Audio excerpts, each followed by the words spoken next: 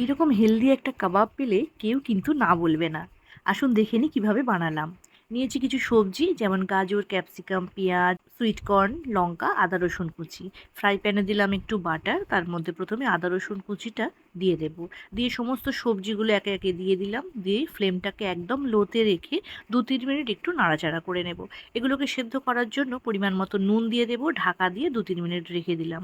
তারপর ঢাকা খুলে বেসিক কিছু গুঁড়ো মশলা যেমন ধনে গুঁড়ো, জিরে গুঁড়ো, গরম মশলার গুঁড়ো আর 1 চামচ ময়দা দিলাম। মিক্স করে নিয়ে হাফ বাটি দুধ দিয়ে দিলাম। তারপর একটা চিজ কিউব গ্রেট করে দিয়ে দেব, তাহলে কিন্তু ব্যাপারটা খুব ক্রিমি হবে। সব কিছু মিক্স করে নিলাম। এবারে নিয়েছি ময়দার স্লারি আর নিয়েছি ব্রেড ক্রাম্ব কোট করার জন্য। এবারে হাতটাকে ভিজিয়ে নিয়ে কাবাব তৈরি করে নেব যাতে হাতে লেগে না যায়।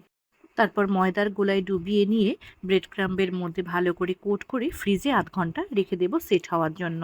দেখুন সবগুলো তৈরি করে নিয়েছি। রিফাইন্ড অয়েল গরম করে সবগুলোকে ভালো করে ভেজে নেব। এপিঠ ওপিঠ ভালো করে ভেজে নিলাম। দেখুন ভিতরটা আমি দেখাচ্ছি কতটা ক্রিমি হয়েছে আর পুরো সবজিতে ঠাসা। কেমন লাগলো ছোট্ট একটা রেসিপি আমাকে অবশ্যই জানাবেন।